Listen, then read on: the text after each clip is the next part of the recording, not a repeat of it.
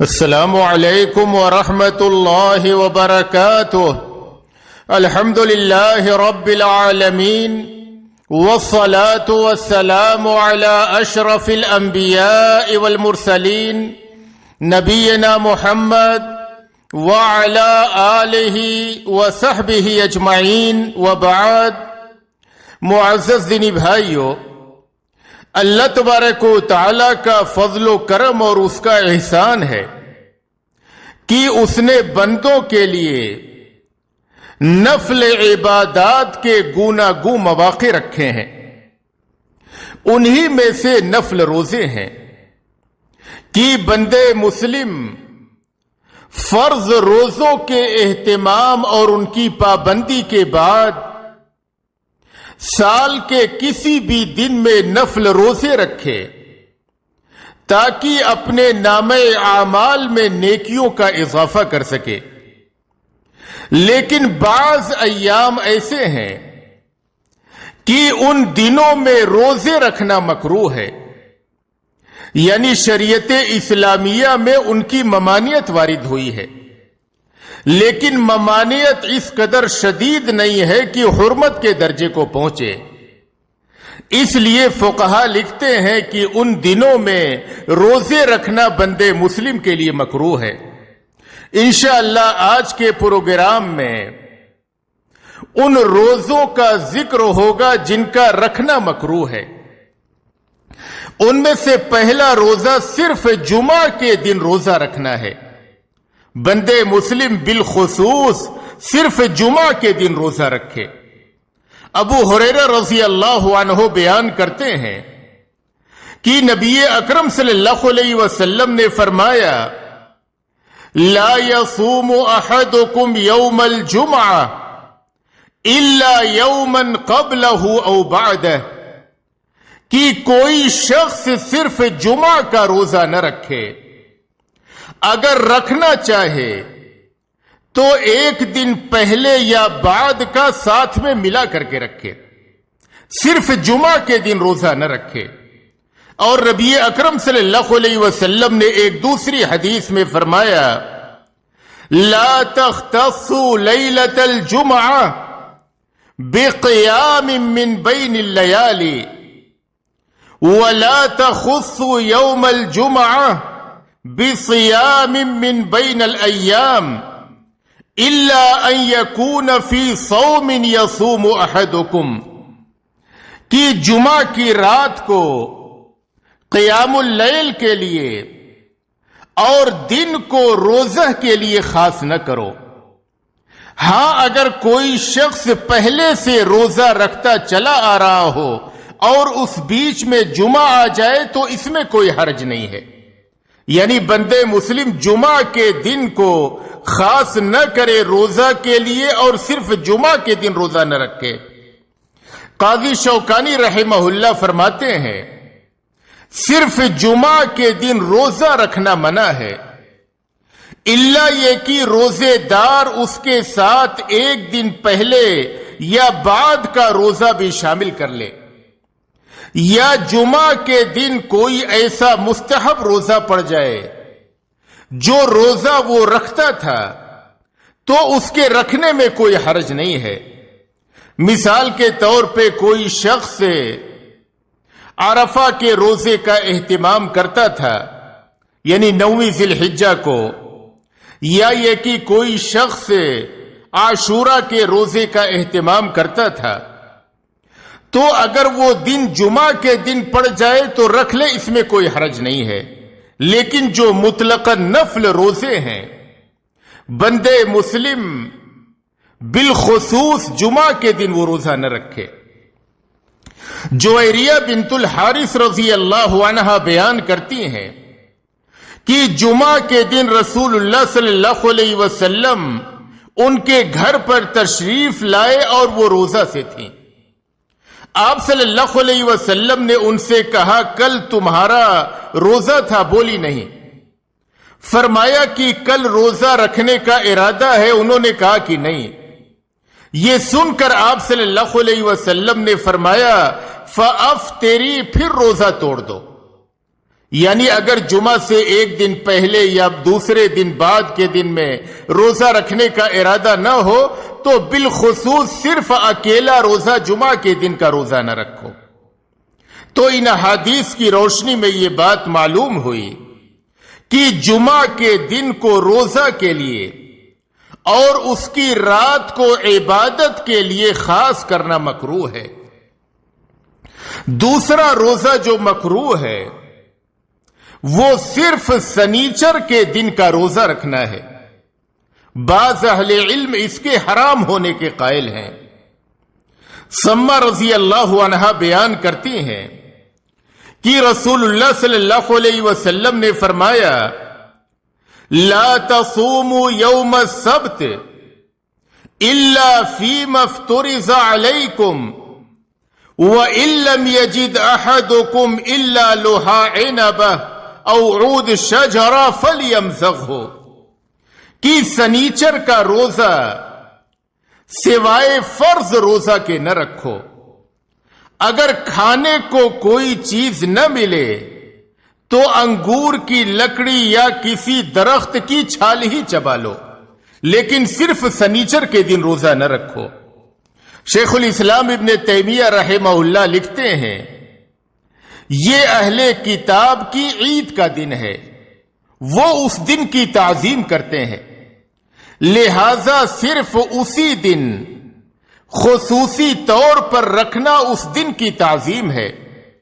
اس وجہ سے اس دن روزہ رکھنا مکروہ قرار دیا گیا ہے، جیسا کہ صرف 10ویں محرم کو روزہ رکھنا اسی بنا پر مکروہ ہے کہ اس دن کی اہل کتاب تعظیم کرتے ہیں، اور خصوصی طور پر رجب کے مہینے میں روزہ رکھنا بھی اسی سبب سے مکروہ ہے کہ مشرکین اس مہینہ کی تعظیم کرتے تھے. قاضی شوکانی رحمہ اللہ لکھتے ہیں سنیچر کے دن روزہ رکھنے کی ممانعت صرف سنیچر کو روزہ رکھنے کے ساتھ خاص ہے، لیکن اگر سنیچر کے ساتھ جمعہ یا اتوار کا دن شامل کر لیا جائے تو پھر اس دن کا روزہ مکروہ نہیں ہے. تیسرا روزہ جس کو اہل علم نے مکروہ قرار دیا ہے وہ صرف اتوار کے دن کا روزہ رکھنا ہے. یعنی بعض اہل علم نے اس کو مکروہ قرار دیا کیونکہ اتوار یہ نصارہ کی عید ہے جسے وہ عظمت کی نگاہ سے دیکھتے ہیں اور اس کا احترام کرتے ہیں، اور اس دن روزہ رکھنا اس دن کے احترام کے مترادف ہے، لہذا صرف اسی دن روزہ رکھنا مکروہ ہے. لیکن اس دن فرض روزہ رکھنا یا اس کے آگے یا پیچھے ایک روزہ اور شامل کر کے رکھنا، یا اس دن عاشوراء یا 9ویں ذی الحجہ کا روزہ پڑ جائے تو اس دن روزہ رکھنے میں کوئی حرج نہیں ہے. امام ابن قدامہ رحمہ اللہ لکھتے ہیں سنیچر کے دن روزہ رکھنے کی ممانعت پر قیاس کرتے ہوئے ہر اس دن کو روزہ کے ساتھ خاص کرنا مکروہ ہے جو کافروں کی عید کا دن ہو، یا ہر وہ دن جو ان کے ہاں باعظمت ہو.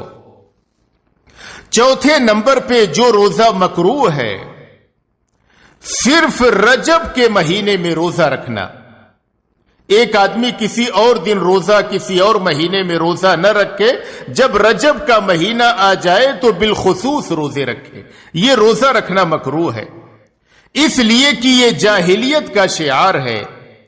اہل جاہلیت اس مہینے کی عزت و توقیر کرتے تھے، لیکن اگر ماہ رجب کے ساتھ دوسرے مہینوں کے بھی روزے رکھے جائیں اور صرف ماہ رجب کو روزوں کے ساتھ خاص نہ کیا جائے تو پھر اس مہینے کا روزہ رکھنے میں کوئی حرج نہیں ہے.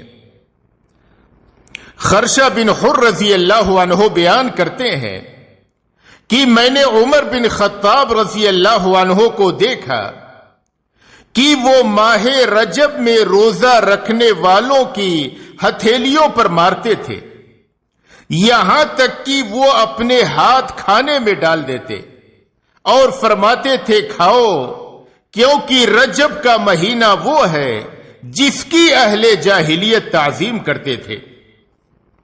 حافظ ابن رجب رحمہ اللہ لکھتے ہیں، خصوصی طور پر ماہ رجب کے روزوں کی فضیلت سے متعلق رسول اللہ صلی اللہ علیہ وسلم اور صحابہ کرام سے کوئی بھی چیز وارد نہیں ہے۔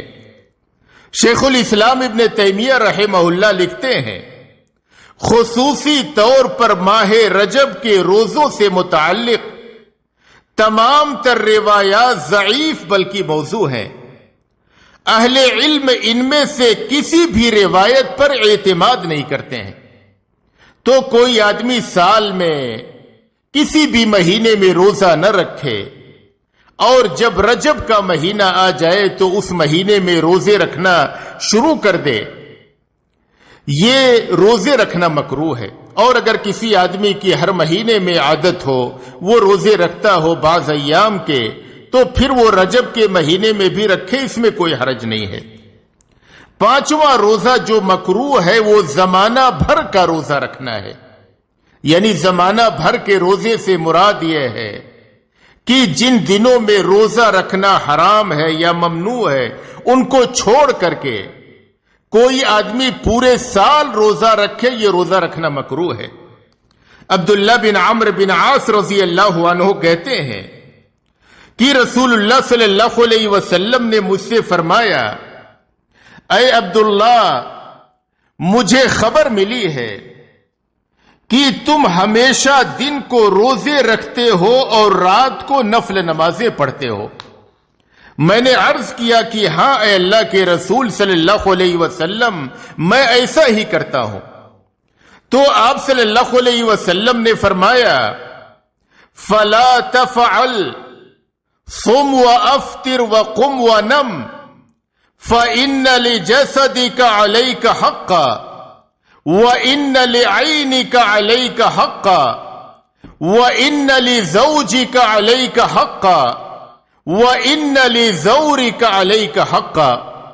ایسا مت کرو، روزہ بھی رکھو اور کبھی روزہ نہ بھی رکھو، یعنی سال کے کچھ ایام میں روزے رکھو بھی اور کبھی روزے چھوڑ بھی دو۔ رات کو قیام کرو اور کچھ حصے میں سو بھی جاؤ، اس لیے کہ تمہارے جسم کا تم پر حق ہے، تمہاری آنکھ کا تم پر حق ہے، تمہاری بیوی کا تم پر حق ہے، تمہارے مہمان کا تم پر حق ہے۔ اور ایک دوسری روایت کے الفاظ ہیں کہ آپ صلی اللہ علیہ وسلم نے فرمایا، لا صام من صام الابد، جس نے مسلسل روزے رکھے اس کا کوئی روزہ نہیں۔ یہ سنت رسول کی خلاف ورزی ہے۔ آپ صلی اللہ علیہ وسلم نے یہ جملہ 3 بار فرمایا کہ جس نے مسلسل پورے سال روزے رکھے اس کا کوئی روزہ نہیں۔ اور ابو قتادہ رضی اللہ عنہ کی حدیث میں ہے کہ آپ صلی اللہ علیہ وسلم نے ہمیشہ روزہ رکھنے والوں کے بارے میں فرمایا، لا صام ولا افطر، جس نے ہمیشہ روزہ رکھا اس نے نہ روزہ رکھا اور نہ افطار کیا۔ علامہ عبد الرحمن مبارک پوری رحمہ اللہ مذکورہ حدیث کی شرح میں فرماتے ہیں، مذکورہ حدیث کا مفہوم یہ ہے کہ ہمیشہ روزہ رکھنے والا سنت کی خلاف ورزی کی وجہ سے نہ تو روزہ رکھنے والے کے حکم میں ہے اور نہ ہی روزہ چھوڑنے والے کے حکم میں ہے۔ انس بن مالک رضی اللہ عنہ بیان کرتے ہیں کہ 3 افراد رسول اللہ صلی اللہ علیہ وسلم کی عبادت کے تعلق سے دریافت کرنے کے لیے آپ صلی اللہ علیہ وسلم کے گھر پہ آئے۔ ازواج مطہرات نے انہیں بتایا کہ آپ صلی اللہ علیہ وسلم اتنی عبادتیں اس وقت میں کرتے ہیں۔ ان لوگوں نے اپنے تعلق سے بہت کم سمجھا اور کہا کہ ہم کہاں اور نبی اکرم صلی اللہ علیہ وسلم کہاں۔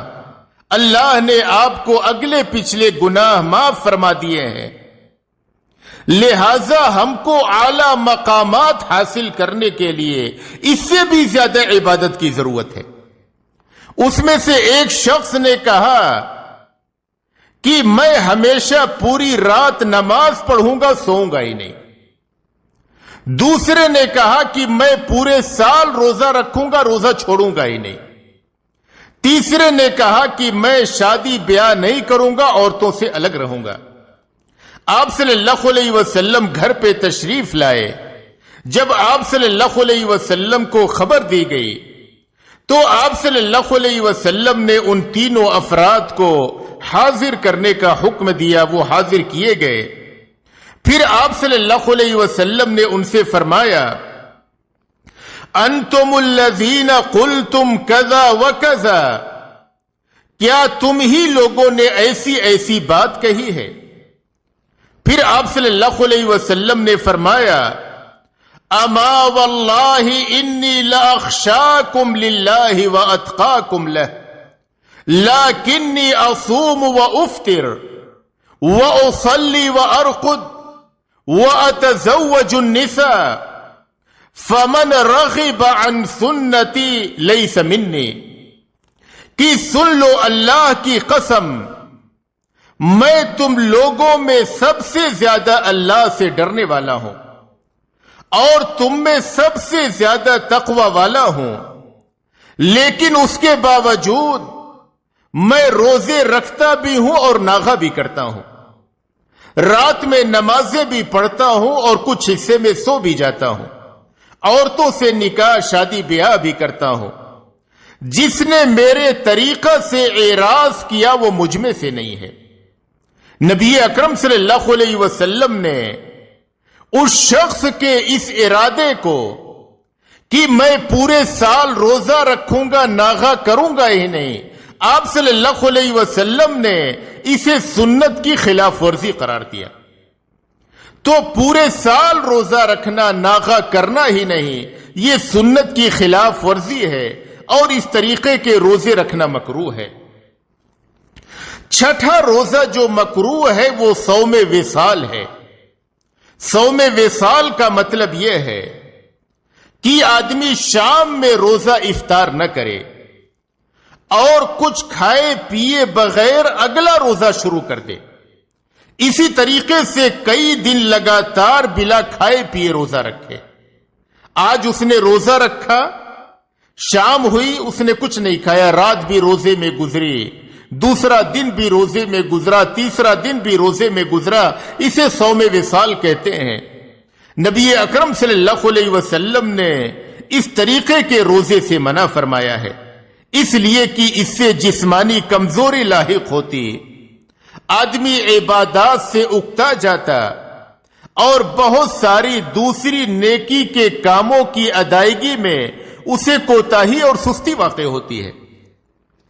ابو ہریرہ رضی اللہ عنہ بیان کرتے ہیں کہ رسول اکرم صلی اللہ علیہ وسلم نے صوم وصال سے منع فرمایا تو ایک صحابی رسول نے عرض کیا کہ اے اللہ کے رسول صلی اللہ علیہ وسلم، آپ تو صوم وصال رکھتے ہیں، تو آپ صلی اللہ علیہ وسلم نے فرمایا کہ میں تم جیسا نہیں ہوں، میں رات گزارتا ہوں اور میرا رب مجھے کھلاتا اور پلاتا ہے۔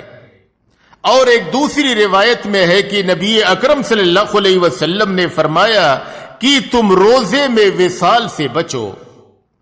آپ صلی اللہ علیہ وسلم نے اس جملے کو 2 مرتبہ دہرایا۔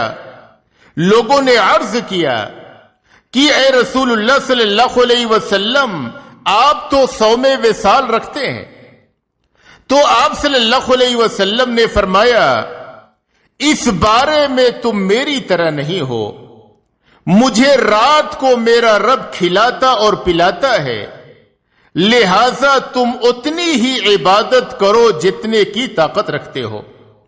امام نووی رحمہ اللہ لکھتے ہیں رسول اللہ صلی اللہ علیہ وسلم کا یہ فرمان کہ مجھے رات کو میرا رب کھلاتا اور پلاتا ہے، اس کا مفہوم یہ ہے کہ اللہ تبارک و تعالی مجھے کھانے اور پینے والوں کی قوت سے نوازتا ہے، جس کی بنا پر میں کئی دن کے روزے لگاتار بلا کچھ کھائے پیے رکھ لیتا ہوں۔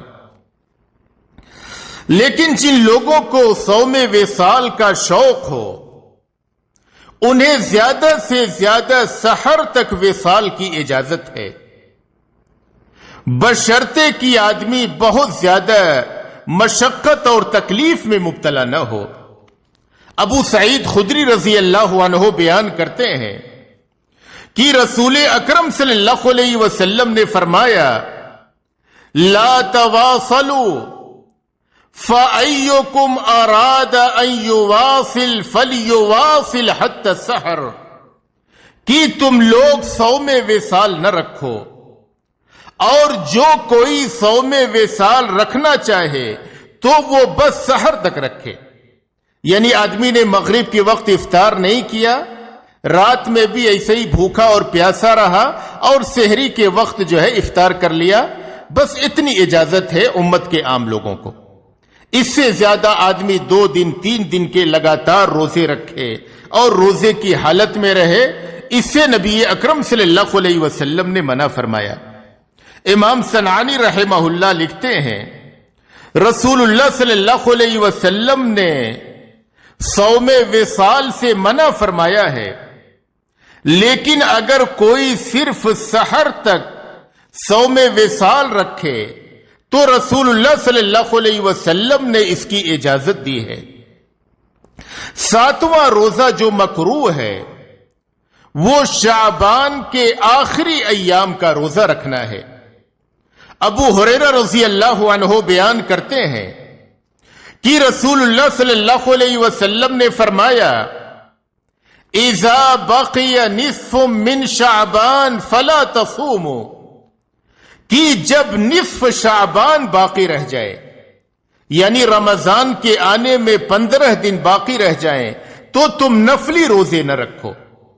اور نبی اکرم صلی اللہ علیہ وسلم نے ایک دوسری حدیث میں فرمایا، اذا کان النصف من شعبان فلا صوم حتی یجیء رمضان، کہ جب آدھا شعبان ہو جائے تو رمضان کے آنے تک کوئی روزہ نہیں ہے۔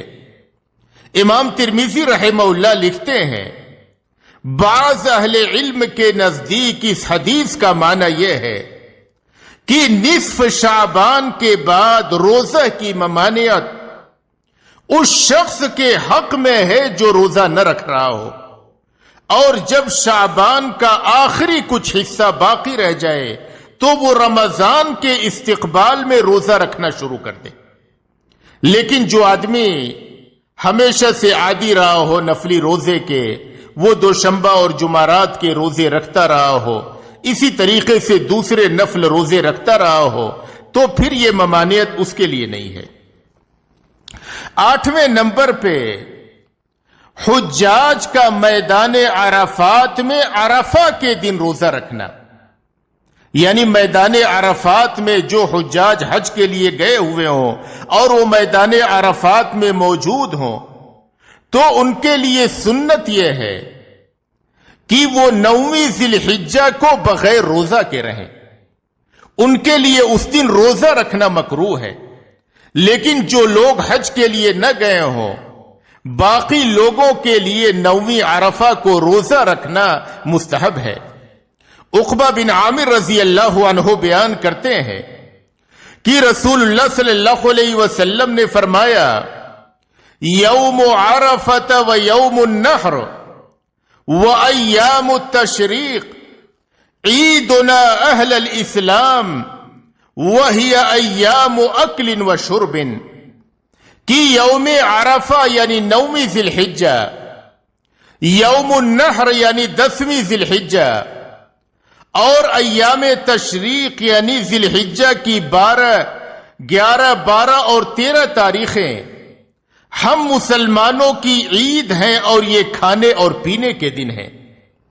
قاضی شوکانی رحمہ اللہ لکھتے ہیں، اس باب میں وارد احادیث کی روشنی میں پتہ چلتا ہے کہ 9ویں ذی الحجہ کو روزہ رکھنا ہر مسلمان کے لیے مستحب ہے، لیکن حجاج کے حق میں مکروہ ہے، کیونکہ حجاج اگر میدان عرفات میں اس دن روزہ کی حالت میں ہو تو وہ اس دن ذکر و دعا اور دیگر اعمال حج کی ادائیگی سے کمزوری کے شکار ہو سکتے ہیں، اور اس لیے بھی کہ وہ دن عرفات میں ٹھہرے ہوئے حاجیوں کے لیے عید کا دن ہے، وہ وہاں پر اس طرح اکٹھا ہیں جس طرح لوگ عید کے لیے اکٹھا ہوتے ہیں۔